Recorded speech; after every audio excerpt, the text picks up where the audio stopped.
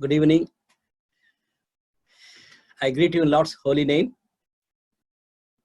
I really thank God for the privilege God has given us to study God's word like this. Even as we are going to have the study from the book of Micah, may I request Brother David Raj from Indore, he's an Egypt member in Indore. As a family, they joined together. They joined for a Bible study, and I really consider a real privilege. And then I'm so happy. And I request Brother David Raj to commit our time in God's hand so that God can bless our time together. Thank you.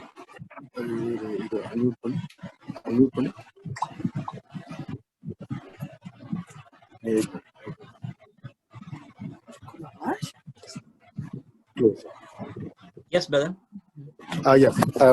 Let's pray. Our Lord and Heavenly Father, we want to thank you and praise you for this blessed time that you've given to us, Lord. What a joy it is to gather together in this manner, in spite of the lockdown, Lord.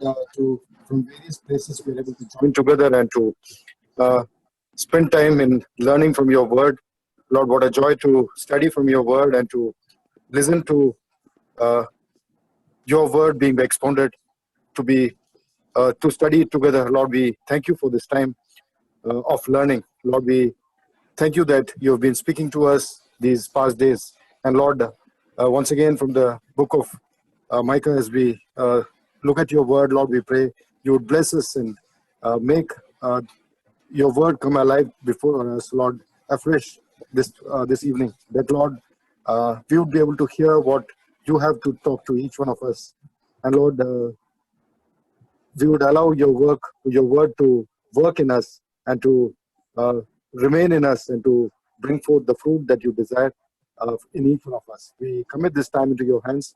Enable that, Lord, without any sort of interruption, Lord, we would all be able to concentrate on your word without any hindrance. Be with us, Lord, and wherever we are, Lord, without any sort of interruptions, we would be able to study from your word. We commit this time into your hands, and we commit our dear brother Benny into your hands as he brings your word. Lord, we pray you would anoint him and enable him to bring out your word as you want us to hear, Lord. In the name of our Lord Savior Jesus Christ, we pray. Amen. Amen. Thank you so much, Brother David Raj, for this prayer. I welcome the newcomers. I see that Julius from Mysore, a senior graduate, has joined today, and some more. We are studying on Monday to Thursday, and this week we are studying the book of Micah. I was so thrilled to chat with Julius of Mysore, and glad to hear that senior people like Julius are interested in Bible study like this. And I told him that this real focus is for young people. And I'm so happy to have some young graduates also from Andhra could join today. Welcome, each one of you. Yesterday we started for the book of Micah. We looked at the prophet himself. His name means who is like the Lord. It's a lovely thing that he lived out his name. And end of this book, we can see that after almost 40 years of his ministry, he could bring this message to the people. Who is like you, Lord? Okay. And also we have seen that he is known as a conscience of Israel. Okay, that's a very powerful statement about him. And God expects each one of us, wherever we are, in the campuses especially, and in our workplace and in the neighborhood, in the society, we need to be conscious of our own neighborhood. And also, we looked at briefly the context of the 8th century prophets, and they had power, they had money, and they have every comfort. In fact, when we look at 2nd Chronicles chapter 27, we see that the king of Uzziah died. You remember Isaiah chapter 6, where he's talking about he had a vision just on the same year when king of Uzziah died, and his son Jotham has become a king. That time they had every comfort and peacefulness, but the rich becoming richer, and also they were exploiting and doing all sorts of injustice. That is a major concern we had. We noted down yesterday. And not only in the social life, even in terms of religious life, they were unfaithful to God. When we looked at the content of the Bible, book of the Micah, we have noted down that there are three clear-cut messages come from God to the people through Micah. Chapter 1 and 2, it is to the nations at large.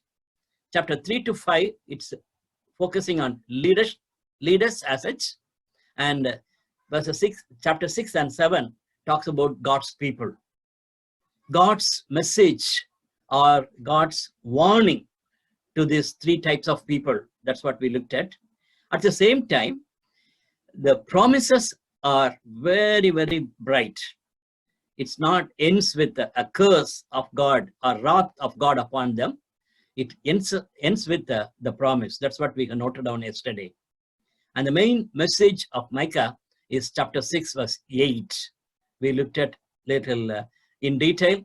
Then I requested you to write in your own statement how you can describe Micah chapter 6, verse 8 for our own times. I don't know whether you tried. If you can try, definitely these words will come. As Jesus said, love your God whole with all your mind and with all your soul. And with the help of the Holy Spirit, okay, we need to love others as we love ourselves. Okay, that will be the expectation of God from every believer. God expects us to love him and also love our neighbors. And if we can do that, definitely we meet the requirement of God. More than our activities, our ministerial efforts, our money, and other things like that. That's not God expects. God expects us to love him and to be faithful to his love towards us. I also gave a small assignment. Look at the names of the towns which are mentioned in chapter 1. Okay, chapter 1 and 2, there are names.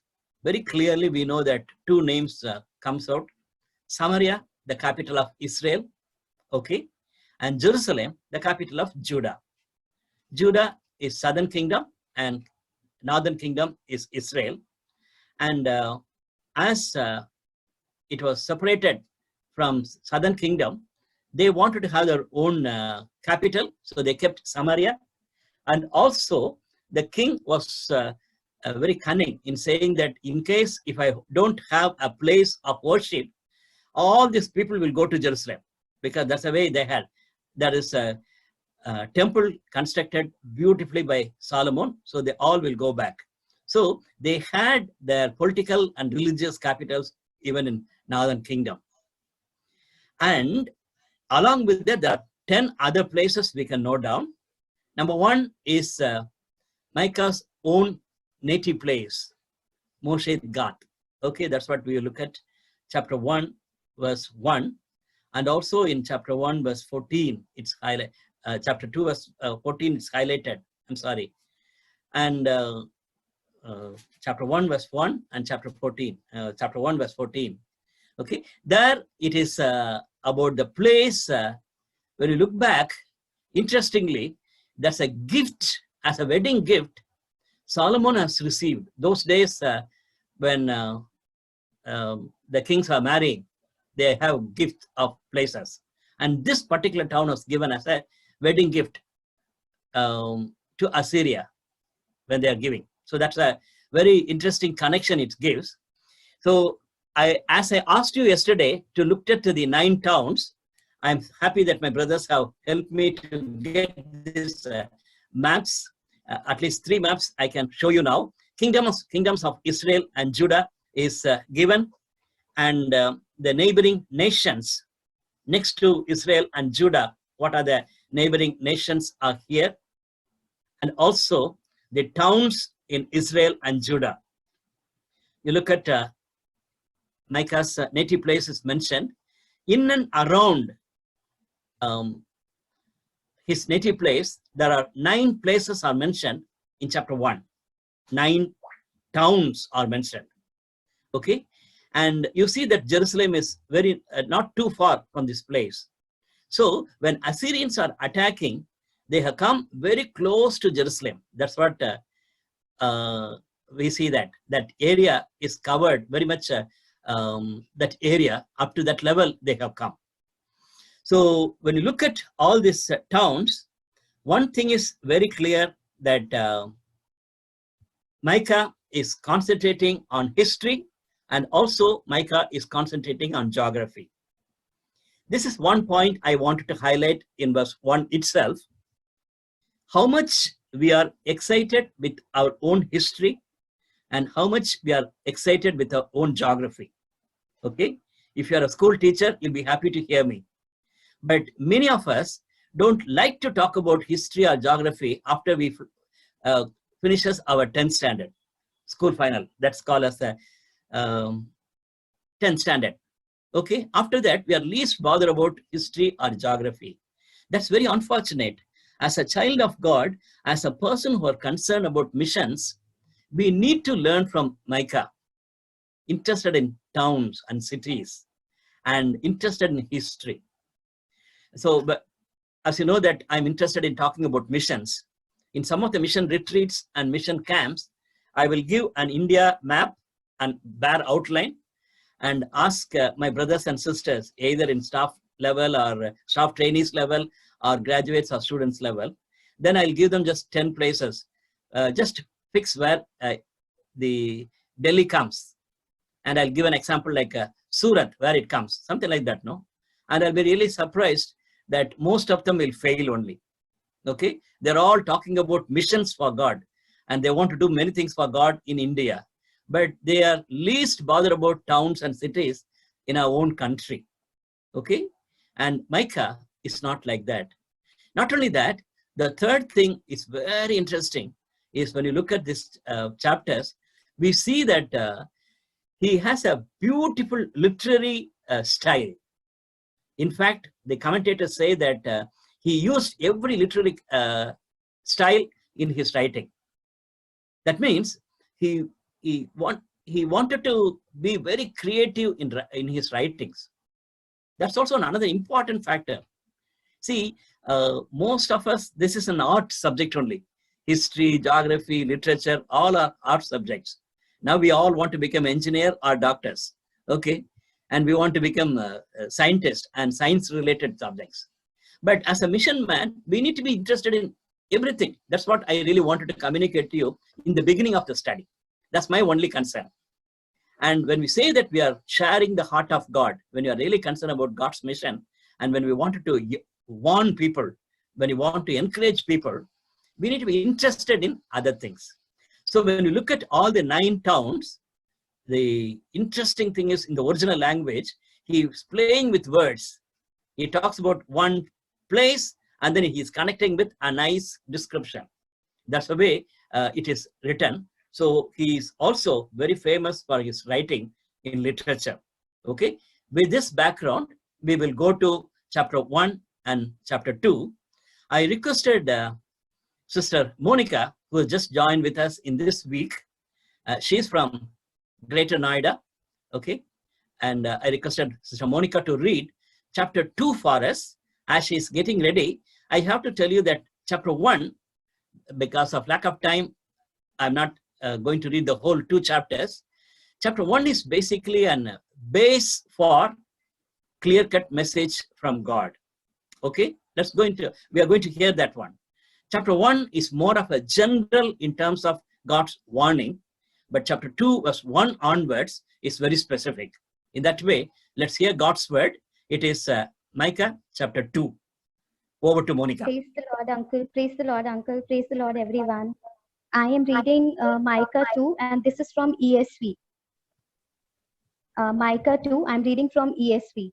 So it starts like this: Woe to those who devise wickedness and work evil on their beds, when the morning dawns and they performs it, because it is in the power of their hand.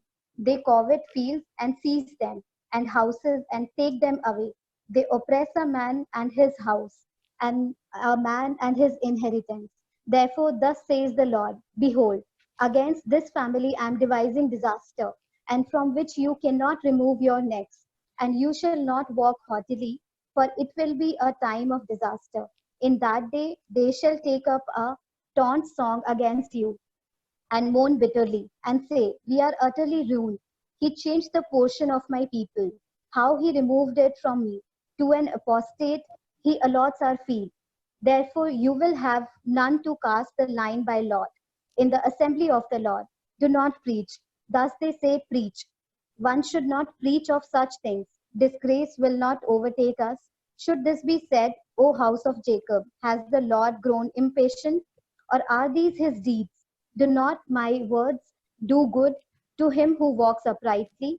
But lately my people have risen up as an enemy. You strip the rich robe from those who pass by trustingly, and with no thoughts of war. The women of my people you drive out, and from their delightful houses, from their young children you take away. My splendor forever. Arise and go, for this is no place to rest because of uncleanness that destroys, with a grievous destruction. If a man should go about and utter wind and lies, saying, I will preach to you of wine and strong drink, he would be the preacher for this people. I will surely assemble all of you, O Jacob. I will gather the remnant of Israel, and I will set them together like sheep in a fold, like a flock in its pasture, a noisy multitude of men. He who opens the breach goes up before them. They break through and pass the gate, going out by it. Their king passes on before them, the Lord at their head. This is the last verse. Thank you. Thank you, Monica. That's a You're lovely welcome. reading. Thank you. When we look at right after verse 1 in chapter 1, it is a general uh, word of God to the nations. That's what we look at in verse 2 to 5. Okay. Here and listen, the words are used. Interesting thing is not only just ordinary hearing, we need to take note of what God wanted to communicate. Okay, that's the way we have to look at it, like a deep hearing. And interestingly, both here in first chapter and also in sixth chapter, we see that God talks to the nature. Okay, God talks to the earth, not only to people. That's a very interesting observation we have to make in the Old Testament. God is a God of creation, and he is controlling over all the creations. He can communicate to the world, not only to people, to the earths. Little later, we see that God is talking about the nature has become God. People started worshiping the nature. But God says to the nature, you just listen and you hear this thing. That's what we read in chapter 2. Sorry, chapter 1, verse 2. Verses 3 and 4. Look, the Lord is coming from his indwelling place. He comes down and treads on the heights of the earth. The mountains melt beneath him, and the valleys split apart like wax before the fire, like water rushing down a slope. Look at that. The Lord comes. When we studied the book of Habakkuk, you remember chapter 3, we are looking at it. 3 important phrases. God came, God stood, and God looked. 3 verbs, but very powerful. Great God comes down. And here also, same thing, we see that the Lord is coming from his dwelling place. He comes down and treads on the heights of the earth. My dear brothers and sisters, maybe easy to take a Bible study like this or easy to preach. When God comes, what will happen? But when you imagine the great God, when he comes down, what will happen? And verse 4 talks about it. Like a wax before the fire, and like a water rushing down a slope. A very simple example could be our own corona, little virus, okay? And the way in which God allowed things to happen. And some of the nations, some of the people are so proud in saying that they were controlling the whole world. Now, as you see in the WhatsApp, some of the pictures, something like it is maintenance. The earth is in maintenance. God has closed it completely. Okay. So even to this level, we were really afraid. What will imagine what will happen if God comes clearly on us? Okay. So the punishment, we cannot take it lightly. That's what I really wanted to tell you. Maybe the corona is one example, but if God comes to punish us, finished. We cannot just stand before him. Our money, our position, our backgrounds, our great character, nothing can stand before God. Okay, like a rushing water, it will come upon us. Be careful. Then verse 5, it's little different, but it's very clear. It is not because of the nature's problem. It is because of the sinfulness of his people. Look at verse 5. It says, all this is because of Jacob's transgression, because of the sins of the people of Israel. Okay?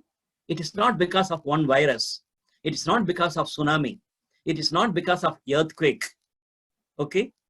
Normally we connect with God's punishment through the nature of things.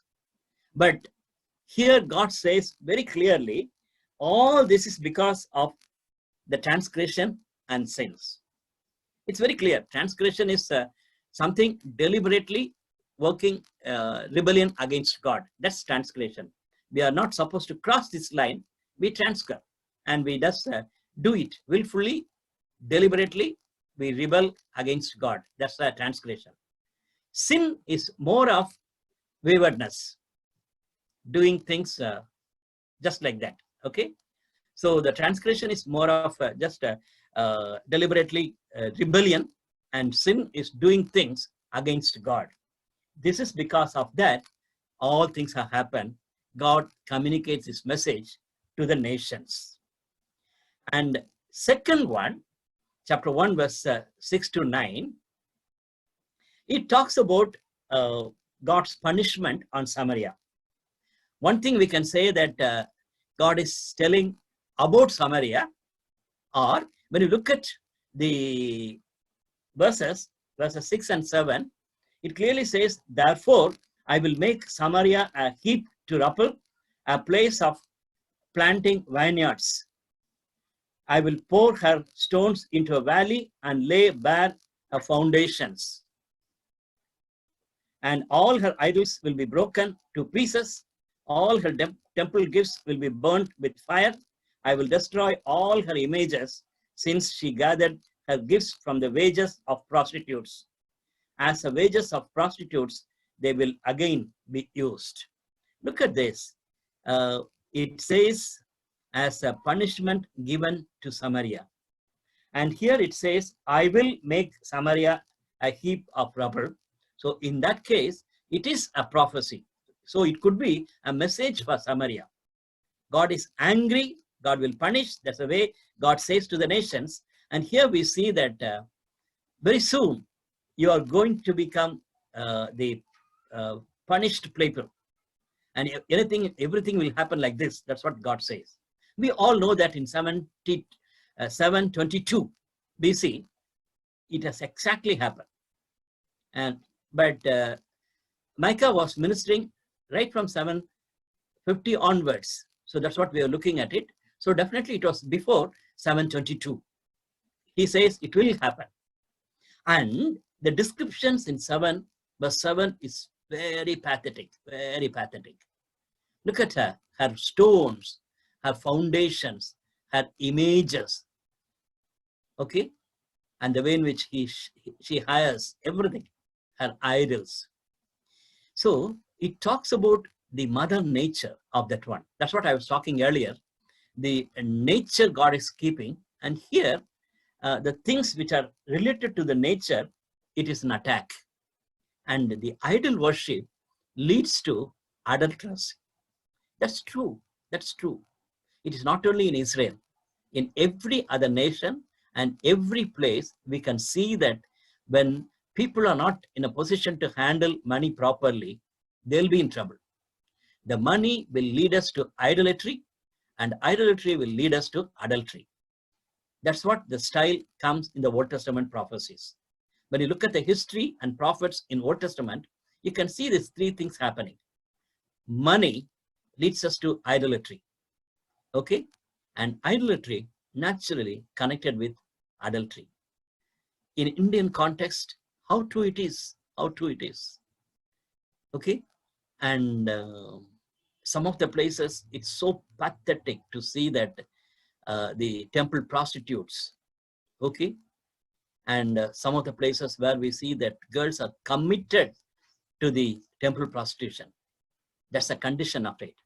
So don't simply take only the spiritual problem of it. Even the people started doing things which are very much displeasing to the Lord. That's the reason in Romans chapter 1, when Paul wanted to talk about sin, in the beginning itself, he says this passage. Romans chapter 1, verse 21 onwards, I'll read. Although they knew God, they did not honor him as God or give thanks to him, but they exchanged the glory of immortal God for the images resembling mortal man or birds or animals or reptiles. Okay, that's what Paul was telling about the sin of the people. And they know God, but unfortunately they didn't honor him, but they started worshipping that one, nature. They started worshipping the nature. And also later Paul says that money became an idol. We all know that. That's the reason Jesus and also Paul are attacking on money. We need to be very, very careful. When we read a passage like this, we can immediately say, no, I am not like that. Okay, I am not an adulterous person. I am not an idol worshipper. No, my friends, we need to be careful. We are warned. When money comes, when we do other things wrongly, naturally, as the New Testament says, we will become an idol worshippers and adulterers, being unfaithful to our master, and even nature will be against us. Okay, that's a condition recorded in verse 6 and 7. But verses 8 and 9, it's a little different. It is not a continuation of what God speaks. Look at that, verse 8. Because of this, I will weep and wail. Who says? Is it God? No, it's a prophet. So we have to be, that's a difficulty we have when we are studying the Old Testament prophets. We do not know whether God speaks or the prophet speaks. But here it is very clear that the prophet is weeping and wailing. And I will go about barefoot and naked. And commentary says that he literally walked around in the city of Jerusalem with this heavy heart in his heart. Look at your brothers in the northern kingdom. They were punished. They are going to be like this. Okay, he was weeping and wailing. And barefoot, we can easily understand, because in our culture, when people are very upset, even they want to please God, they want to go in barefoot. But naked is not just without dress. It really means that the outer garment was not there. That shows that they are in real, like they feel really sad. So without the outer garment, when they are going out, they go with the outer garment, but they don't have. Even in Gospels, in one place we read that when Peter came to know that Jesus is there, he threw his dress and then he just jumped. That's what we read. Then when he came out, he's not naked. It simply means that he put the outer garment. That we have to be careful. So when we read this, we need to interpret in a right way. It is not just nakedness like that. Okay, my point here is, that's not the important point. My point here is, what is the attitude of the prophet when God is punishing others? That's I wanted to highlight here. That's one of my major concerns we need to have as evangelicals. Okay? When we are talking about it to the church and to the families and even to the nation, and when you see that God is punishing, what is your attitude? Don't lock your room and shout and be joyful. Wow, I said God wanted to punish you, God has punished you. Okay? Jonah wanted to do that. In 40 days' time, I will punish you. Then Jonah was a bit upset because God did not do it. Look at the attitude of Jonah. That's a very bad attitude. But here, Micah's attitude was a superb attitude. When he came to know that God is very angry and God is going to punish, because of this, I will weep and wail.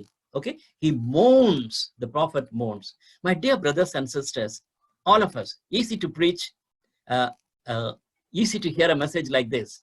But when a situation comes in our family or in our society and in our church especially, when somebody was warned by you and when they are facing some problem, we just smile within us. We laugh within us. Wow, God is punishing this man. God is punishing. No, Micah says, you go and wail. You just go and mourn. That's what it says. Let's check our own attitude. Second thing is, we see that the message, it's not about the northern kingdom. Same thing is coming to my own place. I'm in Jerusalem. The people have come very close to Jerusalem. Okay? So it reaches my place. So when you look at God's punishment on the nations and God's punishment outside, other way around, please be careful. It will attack your own family. It will attack your own ministry. It will attack your church. That's what I want to say now.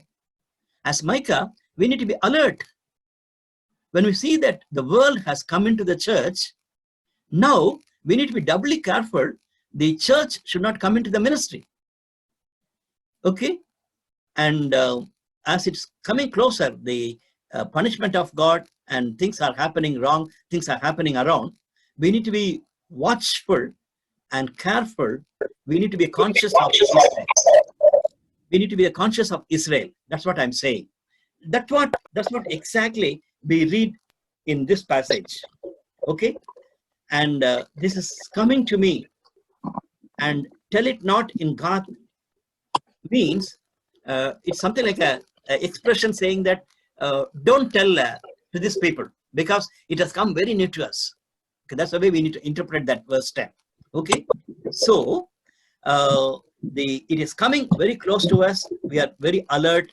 The prophet is not only mourning for people who are suffering, we are alert about his own people. Okay, let's go forward. The second passage, I'm not taking much of my time without, and I just wanted to highlight some of the points only. Verses 10 to 16, it's very clear the message is for Jerusalem. Thus far, we see that God is speaking against Samaria, and now all these little towns, names of the towns are mentioned. 9 names are mentioned. 9 towns he mentions comprise a circle of 9 miles in radius around his hometown. Okay, very interesting geography, and he is playing very nicely with words. For each town, he'll be describing about the town with that name. Okay, it's a very powerful way of communicating the message to the people in Jerusalem. Maybe we may not take time to study that one. As you look at name like Ahibs in verse 14, it denotes deceptive. There is a town, it is very deceptive, like that. The name is like that, and it's describing about deceptive, verse 14. Okay, so that's what I'm talking about. There are towns which are around our own places, and we need to know the pathetic condition of it. If you are gifted, you can write on a literary style, in our own literary style about these places. But we need to really be worried and concerned about it. Okay? And it's clearly mentioning disgrace and misery threatening Judah.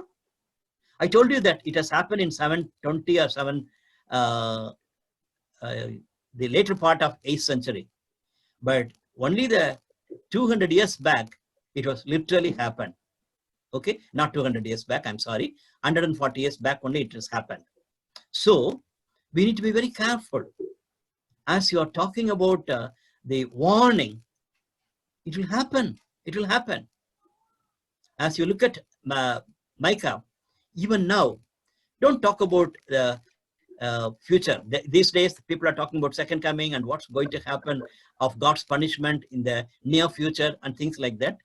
I am not that much interested, because we have many things to tell it to our own congregation and to our own people, what they're supposed to face right now.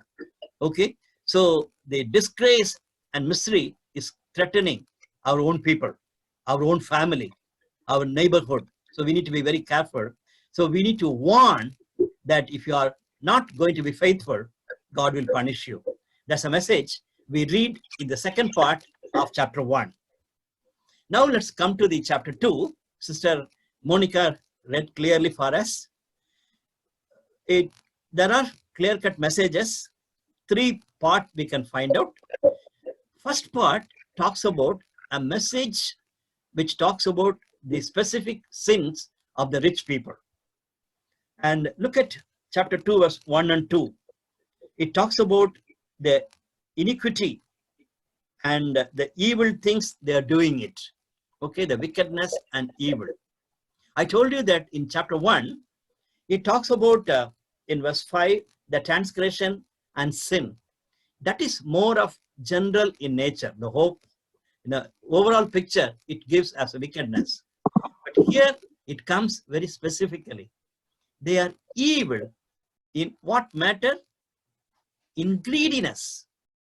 Very sad, very sad. And he describes it very clear-cut way. Those who plan iniquity, so they don't do it immediately, they plan it. And even it says that on their beds, okay, on their beds, sometimes on their rooms, when they meet together and they discuss and talk about evil of other things. Then in the same verse, it says that because it is in their power to do it, not only they plan it, they discuss and do it, they have a wrong attitude that we have everything and it is in their power they can do it. In this time of Corona, one thing has come out very clearly. Those who are so proud in saying that we have power, I can do anything with money, I can do anything with power. Now they have to be very quiet. Even they are afraid whether their life will be surviving. If they can come out, then they themselves will die. Okay? What a pathetic condition. It can happen to the church people. Okay? Same thing. Anybody for that matter. When you're proud in saying that the power is with us, we can do anything, and evil plans and doing things against the people will put us down. When you look at verse 2, it's very clear it is against the human beings, fellow human beings. And look at the words which are described. They covet fields and seize them, and houses and take them. They defraud people of their homes. They rob them of their inheritance. What a pathetic condition. The rich people, they're crazy. And even we can remember Ahab, the northern kingdom king. And when he was so upset with taking the land, his wife said, don't worry, I will get it for you. And kill him and take the land. Even the king has a greediness. And a queen can plan it in such a way that they can easily take it for themselves. So don't talk about rich people and people in a very power. Even some of us can do it, even though we are in a not that level. That's what I'm very much concerned about. I'm talking about the rich people. They are wanted to become richer by greediness. And when they are very powerful people, they wanted to suppress others so that they can become more and more powerful. So my young dear friend, don't simply say that you are very upset with the political leaders and rich people like that. You are warned. Okay, one day you can become like that. Even in this situation, as a powerful student leader of your place, as you have money with you, and as you have power because of your father or mother or your relatives, or because of any other outward things, you can also behave like this. That's what exactly I wanted to communicate to you, and we need to be careful. Look at verse 3 and 4, 4 and 5. There it talks about God's response. I'm going to bring a disaster on you. Okay? And he says that I'm going to punish you. And those who are really proud, I'm going to punish you. And even verse 5, he says, there won't be anybody who can help you to take care of your land. Okay? That's what exactly happened to the northern kingdom. Okay, the Assyrians came and did it. And though they have everything, they couldn't enjoy it. And nobody was there. So what I want to communicate is, they were rich, but foolishly, they are not thinking of what's going to be the future. I'm consciously making this phrase as rich, foolish rich, because I remember Jesus is giving an example.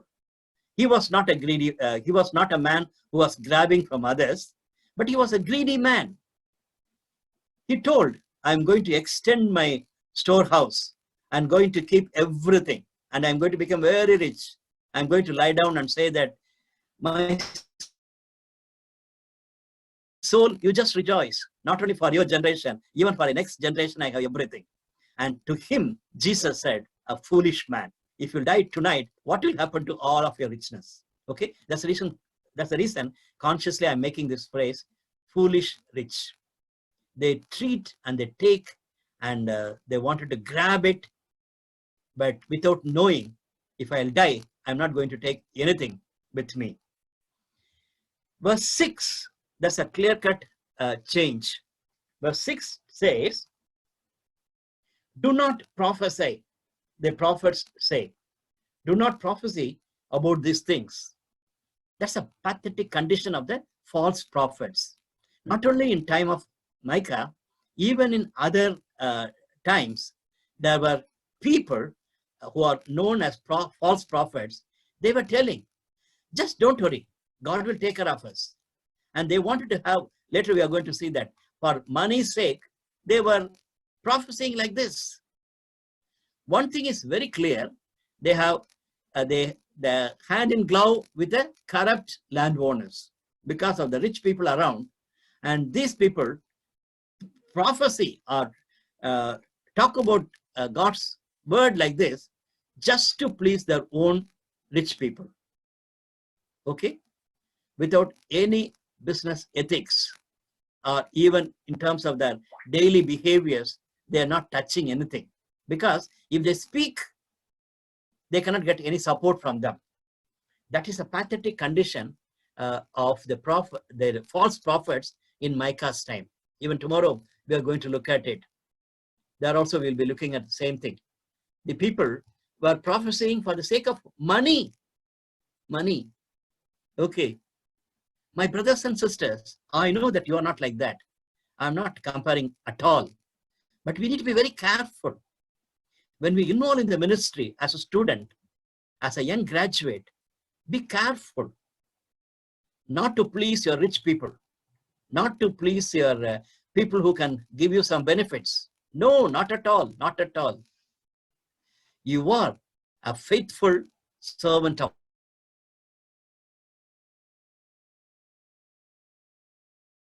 God. The Bible study, or in your EGF meetings and things like that, don't try to please people around who are in a position. Okay? Those false prophets, they did it. they dare to deny the truth directly. That's a pathetic condition of the false prophets. And not only that, it looks in verse 7, in chapter 2, we see that it is so sad. And it talks about the pathetic condition of the family life also. It's grown from 7 onwards. Up to 9, I'll read. You drive in the women of my people from the pleasant homes. You take away my blessing from the children forever. Okay?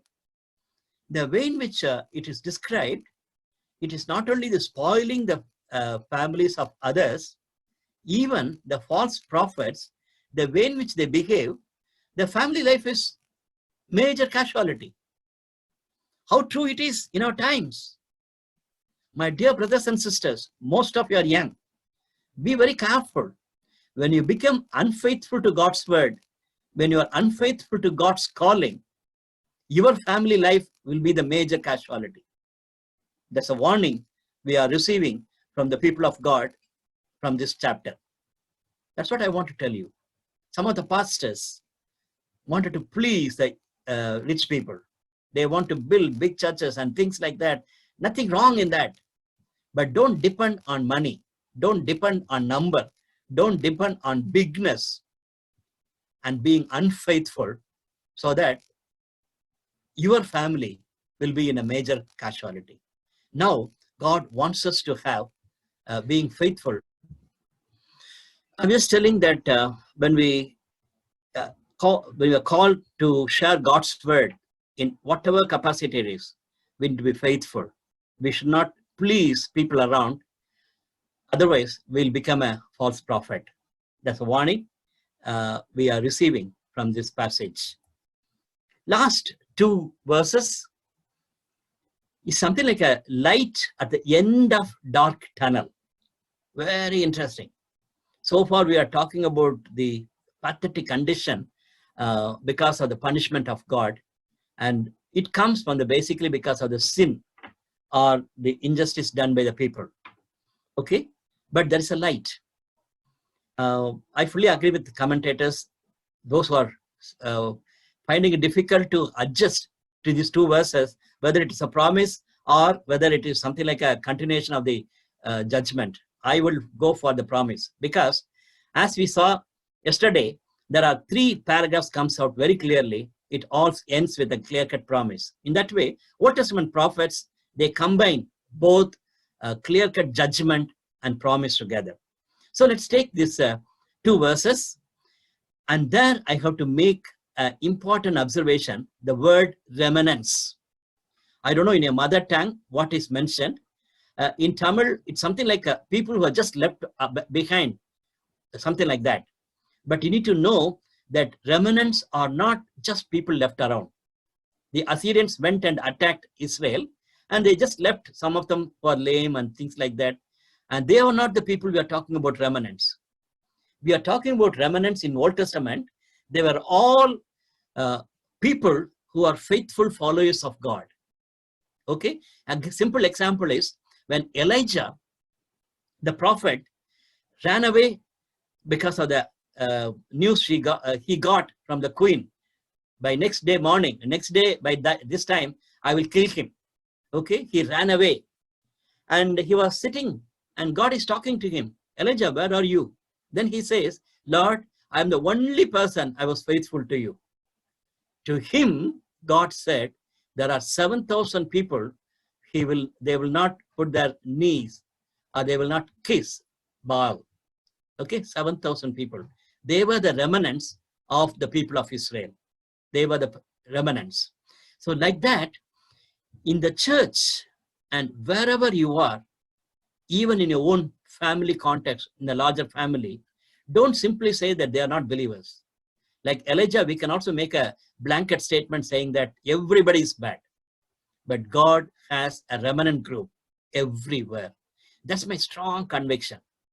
When I studied Old Testament history and Old Testament prophecy, the word remnants is a very challenging, at the same time, a big encouraging word for me. My dear brother and sister, in this evening, you with a heavy heart, concern about your own church or about your own ministry, you have come, thinking that everybody is unfaithful. Don't say that. There is a remnant group in your church, in your fellowship, and God gives peace to that people. And secondly, as we see in this verse, very clearly in Old Testament, God is a shepherd who will beautifully guide his sheep and flocks, and he will give them a place to stay. That talks about the protection we can talk about. Place is not a simple place as such, but it talks about the protection God gives. So when we depend on God and God alone, definitely God gives peace to his remnants, and God gives his protection, and God gives blessings. And God alone give us such a hope. And I just wanted to finish with a beautiful thought which comes in the last verse. It says that the king will pass through before them. Okay? Before them. And even it starts that one who breaks open the way will go before them. That's a beautiful thought. God is going before us. It is very well connected with the shepherds. In Israel, the shepherds will go forward, sheep will follow them. We know that. Only in India, the shepherd is going behind, just chasing the sheep. But there it is not like that. And we know very clearly that our shepherd goes forward. But I just wanted to share with one thought. One of the pastors, when he came for a conference in Hyderabad, he was just taking a devotion, and he referred from the resurrection story, the passage in Matthew 28. Okay, and Jesus told Mary that I am going before the disciples. Ask them to come to Galilee to meet me. I go before them. And the pastor brought out a beautiful thought on the day. The resurrected Lord is going before us. I can very well connect it with the remnants of the people of Israel in Micah, even in our own claim of God's promise. Don't worry. He is not pushing you. He is not going to saying that he's like a policeman, just going and attacking. Your God is going before you. We do not know what's going to be the future. And definitely the God is going before me. With that great confidence, let's have the hope in him and him alone, not in any other way. Okay, let's continue our studies. Tomorrow, I request you to read chapter 3, verse 4 and 5. If it is possible, you can read it. And then when you're reading it, note down the prophecies regarding Jesus. Okay, it's an interesting passage. There are punishments given by God to the people, and also there are promises, and the greatest promise of his own son is coming. Okay, just note down the promises as you read other 3 chapters. Before that, I want you to consider these 2 points. How would you describe the oppressors of our time? Not only the political oppressors, the oppressors in the church, oppressors in our family circumstances, oppressors in the society. Can you just describe them with words? Think of it. Secondly, look at the great qualities of Micah in these 2 chapters. It is not that he is attacking only the prophecies he is telling. He has a great qualities. We have just looked at it. Note down his great qualities.